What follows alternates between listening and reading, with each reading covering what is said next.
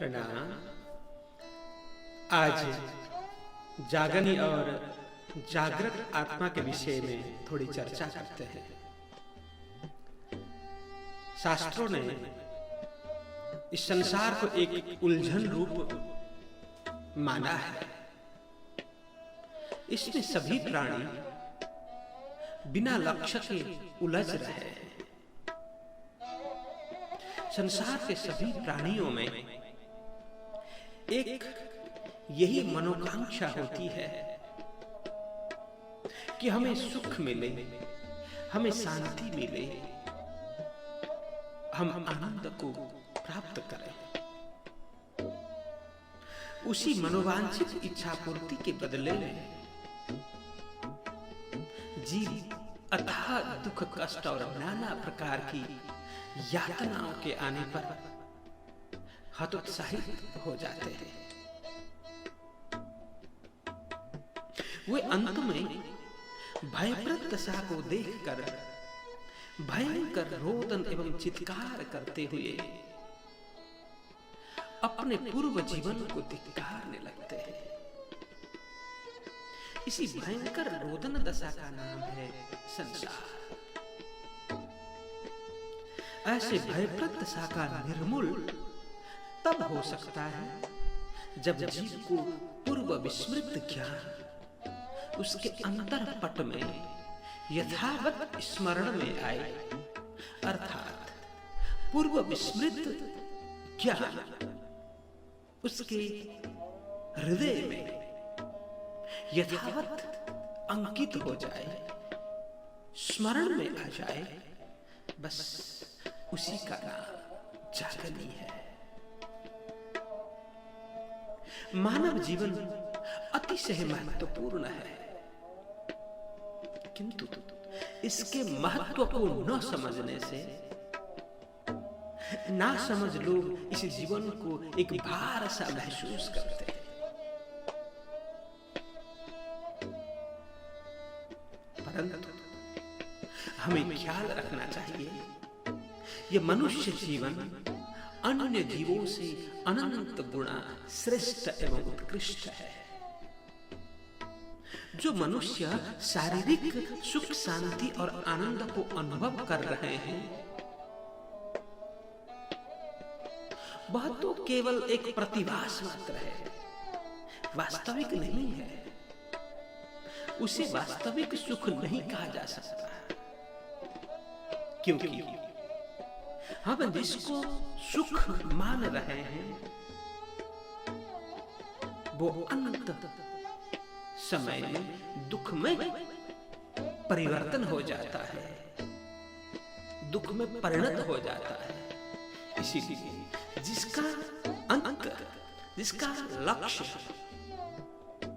महान दुखदायी हो, उसे यथार्थ सुख, वास्तविक सुख या सत्य सुख नहीं कहा जा सकता। इसीलिए शास्त्रों में भी कहा है, जन्म दुखम, जरा दुखम, जाया दुखम पुनः पुनः, अंत काले महादुखम, तस्मात् जागृहि जागृहि। जैसे जन्म दुखप्रद है, उसी प्रकार मृत्यु सैया के दुख अर्थात मृत्यु का दुख भी असहनीय है और भयावह भी। इसलिए कहा अंत काले महादुखम। अंत काल में तो नरक के 84 कुंड के दुख को सही अर्थ में श्रवण करने की शक्ति भी नहीं होती। इतना भयंकर दुख शास्त्रों में वर्णन किया गया है। नरक में जो जीव पड़ते हैं उनको किस प्रकार से वहां यातना दी जाती है, उसके विषय में हम श्रवण भी नहीं कर सकते, तो उसे कैसे भोगा जाए। इसलिए हे मानव, इस दुख से बचना हो तो जागृत होने की कोशिश करो, स्वयं को पहचानो, स्वयं को पहचान करके हमारा जीवन कैसा होना चाहिए, किस प्रकार हमें जीना चाहिए, इसके विषय में सजग हो जाओ। यह मनुष्य जीवन अनमोल है, बेशकीमती है, बहुत महत्वपूर्ण है, क्योंकि यह मनुष्य जीवन में जागृति के प्राधान्य है। इसमें परमात्मा ने जागने की क्षमता प्रदान की है। इसीलिए तो मानव जीवन को अन्य जीव से, अन्य योनियों से, अन्य जीवन से सर्वोत्तम कहा है। इसे व्यर्थ मत घुमाओ, क्योंकि बिना जागृति के मानव वो मानव नहीं कहलाता। बिना जागृत का यह जीवन सार्थक जीवन नहीं कहलाता है, यह तो व्यर्थ कहलाएगा। इसी वास्ते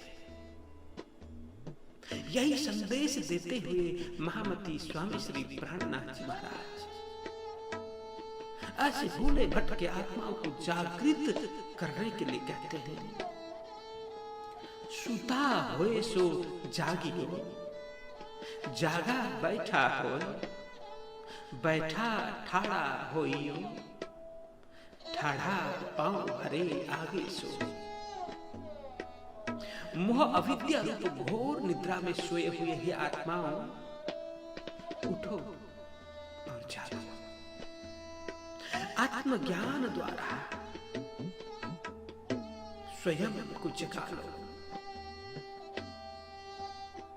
जागृत होकर ज्ञान एवं भक्ति रूपी सत्संग में बैठ जाओ, जहां बैठने पर हमें आत्मज्ञान प्राप्त होगा, हमें आत्म प्रकाश प्राप्त होगा। इसलिए दृढ़ विश्वास के साथ ज्ञान, वैराग्य और भक्ति रूपी पथ के पथिक बनो, मोक्ष मार्ग में आगे बढ़ो।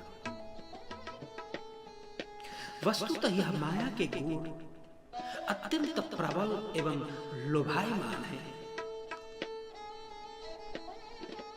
माया के गुण पहचानो और अपने गुण पहचानो, अपने स्वरूप को जानो, अपने स्वभाव को पहचानो।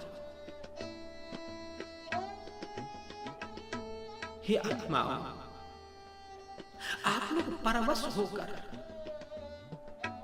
मायावी बंधन में बंध गए हो, माया के नशे में चूर हो रहे हो, अज्ञान की गहनतम नींद में सो रहे हो।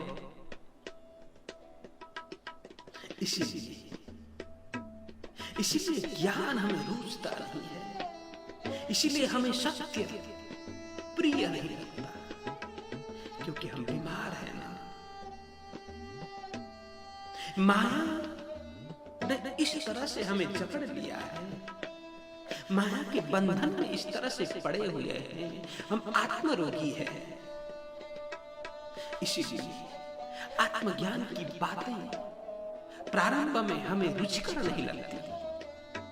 जब हम आत्मज्ञान की बातें श्रवण करते हैं, हमें आलस आने लग जाता है, हमें नींद आने लग जाती है। यह सब माया का लक्षण है, बीमार का लक्षण है। जब हम धीरे धीरे जागने लग जाएंगे, धीरे धीरे हमारे से वो बीमारी निकलने लग जाएगी, तब हमें वही आत्मज्ञान रुचिकर लगने लग जाता है, तारतम्य प्रकाश हमें प्रिय लगने लग जाता है।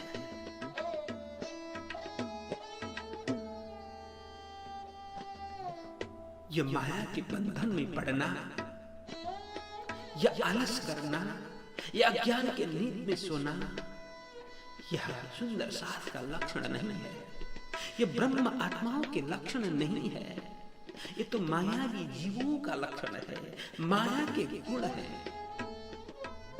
क्योंकि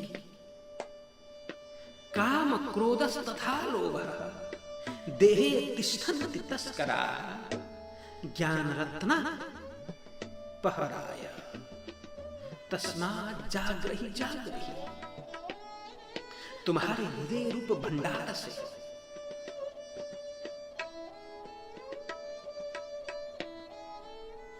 जो हृदय में स्थित अवस्थित इश्क, ईमान, प्रेम, ज्ञान, वैराग्य, ये अमूल्य निधि तुम्हारे हृदय में स्थित है। ऐसे रत्न भरे पड़े हैं, उन रत्नों को काम, क्रोध, लोभ, मोह रूपी तस्कर, लुटेरे वो लुटने के लिए तैयार है, वो चोरी करने के लिए तैयार है। इसीलिए हे मेरे प्यारे सुंदर साथ, हे मेरे प्यारे आत्माओं, अज्ञान की निद में मत सो, अज्ञान की दशा को परित्याग करो, जागो, उठो, जागृत हो जाओ, सावधान हो जाओ। ये बाह्य काम विकार रूपी लोभ विकार, क्रोध विकार, ईर्ष्या विकार, ये सब विकार तुम्हें नष्ट करेंगे। अंतः हृदय में स्थित वो प्रेम, वो सद्भाव, वो प्रकाश, वो ज्ञान, ये अनमोल रत्न है।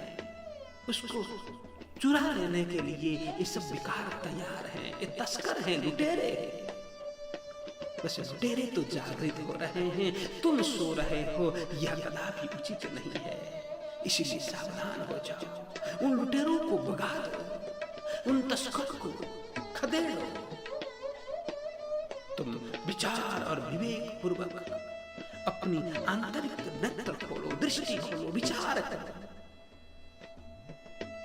तुम कौन हो, कहां से आए हो? तुम ब्रह्म की अंगना हो, इसलिए ब्रह्म अंगना। तुम सुंदर बाई की सखी हो, आत्मा हो, सुंदर साथ हो। इस माया के नशे में, माया के बंधन में पड़ करके मायावी जीवों की तरह व्यवहार करना, यह तुम्हें शोभायमान नहीं देता, तुम्हें शोभा नहीं देता। इसलिए अब जागो, नेत्र खोलो, अपने आप को जानो, अपने आप को पहचानो।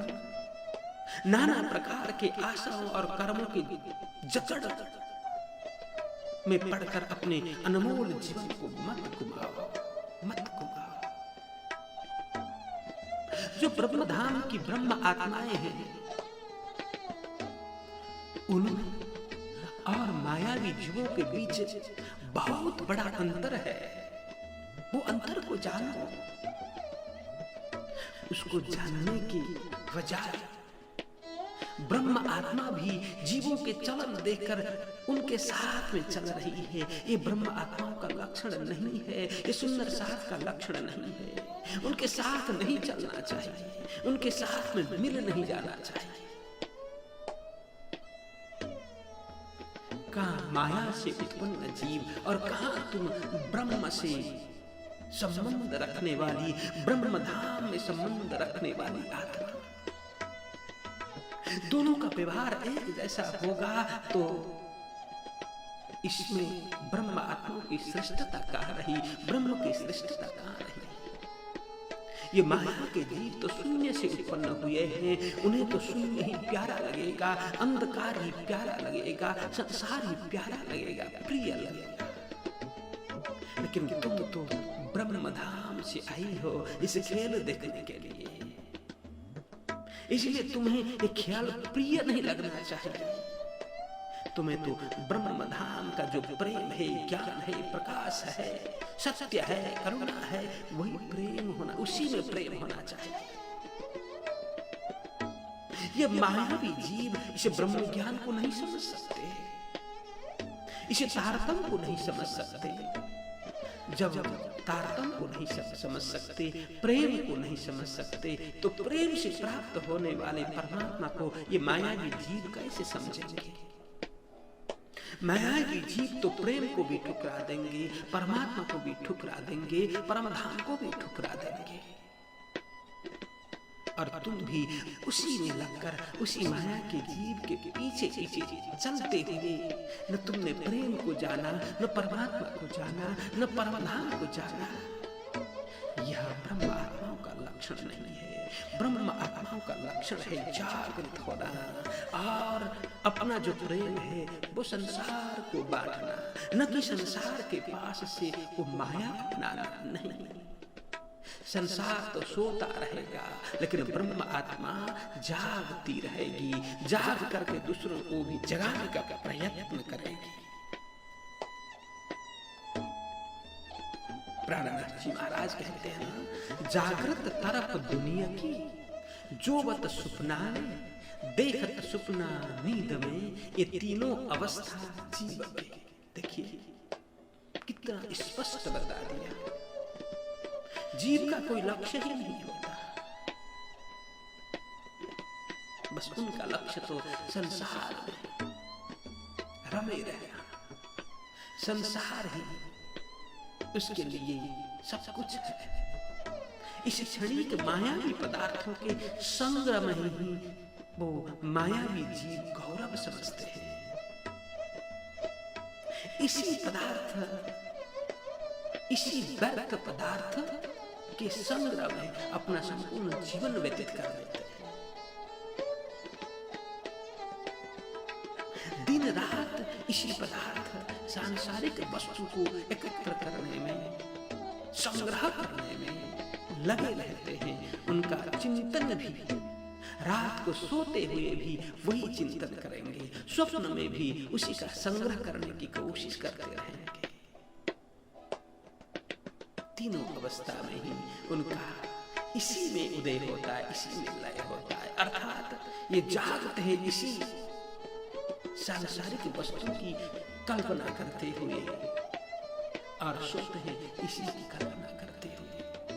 परंतु ब्रह्म सृष्टियों को इस तरह चाल नहीं चलना चाहिए, क्योंकि ब्रह्म सृष्टि और माया के जीव में बहुत बड़ा अंतर है।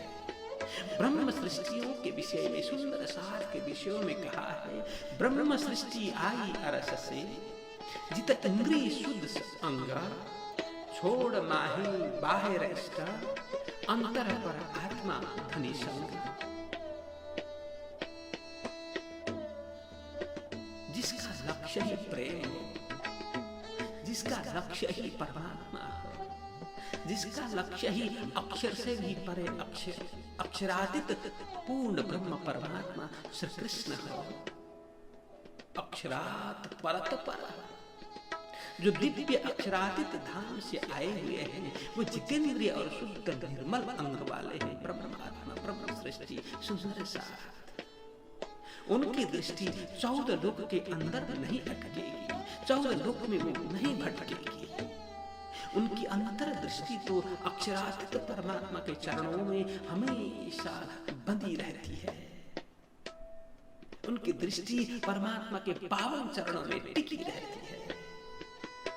ऐसी उच्च आत्माओं का चलन, जीवों का साथ होना, यह कलंक की बात है।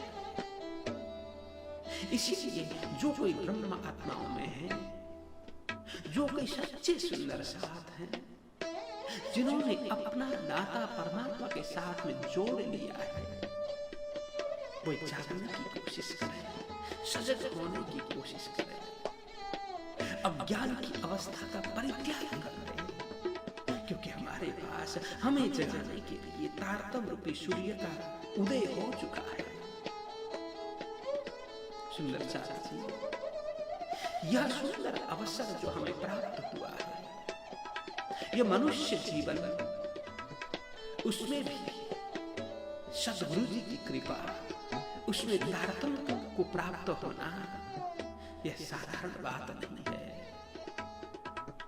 तारतम्य रूप सूर्य के प्रकाश में अब हम अपनी वास्तविकता देख सकते हैं, अपने आप को जान सकते हैं, अपने स्वरूप एवं स्वभाव को पहचान सकते हैं। ऐसे प्रखर प्रकाश में भी उल्लू की तरह आंख मूंदकर बैठेंगे तो हम मायावी जीव ही कहलाएंगे। अब भी हम जागे नहीं, अब भी हम स्वयं की आत्मा को जागृत नहीं करेंगे तो हम दोष किसको देंगे? हम स्वयं ही दोषी कहलाएंगे, दोषी माने जाएंगे। महामती श्री प्राणनाथ जी महाराज कहते हैं, सूरज सम ये ज्ञान हमारा, करने उदित सकल संसारा, मोमिन हो चित्त अनुरागे, सत्य शब्द सुनी तरत ही जागे। यह मेरा ज्ञान सूर्य रूप है, इसके प्रकाश में किसी प्रकार का अंधकार नहीं टिक सकता, नहीं रह सकता। इस ज्ञान के प्रकाश से संसार प्रकाशित होगा। जो ब्रह्मधाम की ब्रह्म सृष्टि है वह इस अनमोल ज्ञान अंतःकरण में धारण करेंगे, अंतःकरण से अपनाएंगे और इस ज्ञान को एक एक शब्द धारण करेंगे, एक एक शब्द से ही जागृत हो जाएंगे।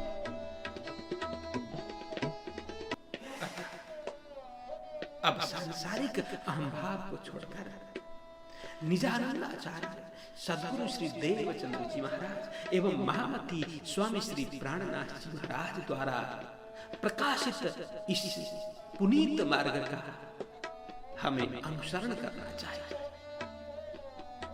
इस श्रेष्ठ मार्ग पर विश्वास से अपने को आगे बढ़ाना चाहिए, क्योंकि विश्वास करी ने दौड़ से देहा, तारतम्य फल ले से देहा।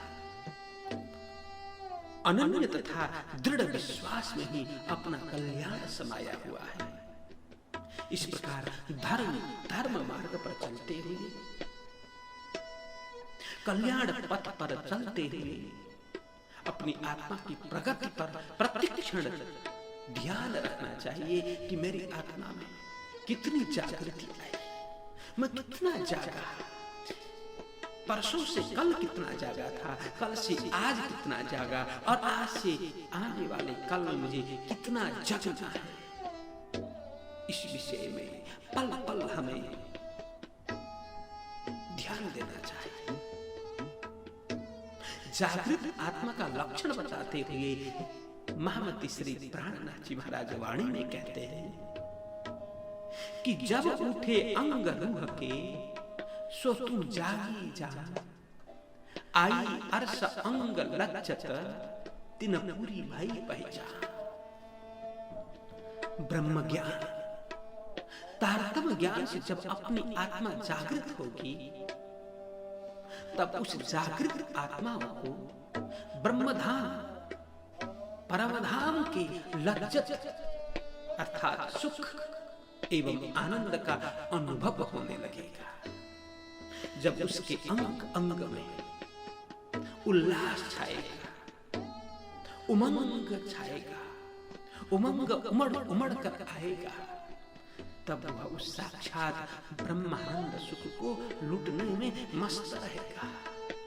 उसे ब्रह्मधाम तथा अपने पर आत्मा स्वरूप और वहां के सभी पदार्थों के प्रति ऐसा दृढ़ाव होगा कि मानो मैं प्रत्यक्ष ही सब कुछ देख रहा हूं, सब कुछ अनुभव कर पा रहा हूं। तभी तो उसे ऐसा लगेगा कि जागी साक्षात बैठा थी, मैं ब्रह्मधाम में ही साक्षात बैठा जागृत हूं। इस प्रकार जब अपने अंतःकरण साक्षी देगा, तब उसे ब्रह्मधाम के सभी चीजों के प्रति अहम भाव प्रकट होगा। उसके उस अलौकिक अहम भाव के आगे इस लौकिक अथवा संसारी अहम भाव की दशा वैसी ही होगी जैसे सूर्य के आगे अंधकार की होती है। वो आत्मा संसार के बीच में रहते हुए भी साक्षात सुख में ओतप्रोत रहेगी। इसी को जागनी तथा जागनी का सुख कहा जाता है। तब तो यह मानव जीवन भी धन्य धन्य है, क्योंकि इसी जीवन से तो यह जागृति का परम आनंद प्राप्त होगा। अन्य जीवन में यह व्यवस्था नहीं है। इसलिए वही जो जागृत हैं वही जान सकते हैं संसार क्या है और संसार को बनाने वाले भरतार कौन है और उनकी वास्तविकता क्या है, उनका स्वरूप क्या है, उनका स्वभाव कैसा है, उनका सामर्थ्य क्या है। जो गहन नींद में सोए हुए हैं उनको यह संसार, इस संसार का अर्थ, संसार की वास्तविकता के विषय में कुछ ज्ञान ही नहीं होगा।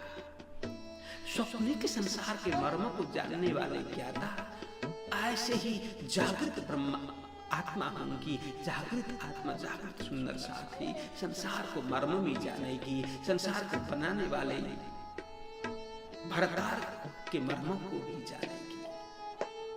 क्योंकि एमने अखंड सुख उदय थयो।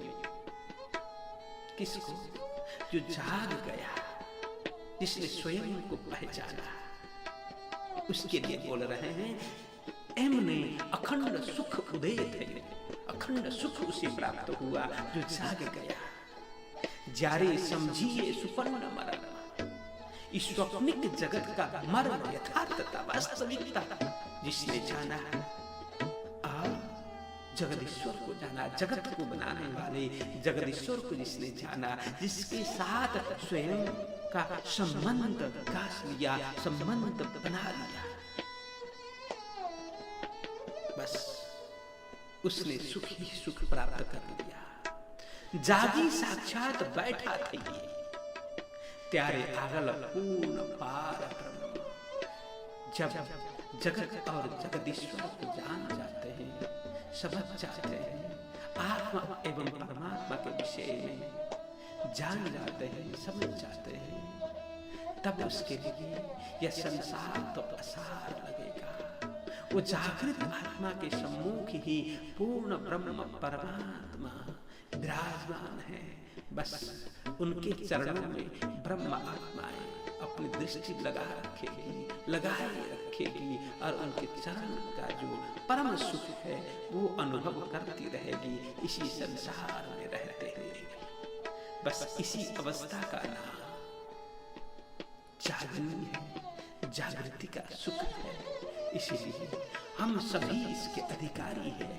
हम भी जाग सकते हैं, हम सभी भी उस जागृति का सुख, जागृति का आनंद हम सभी भी प्राप्त कर सकते हैं। आज के लिए इतना ही। सभी को प्रणाम।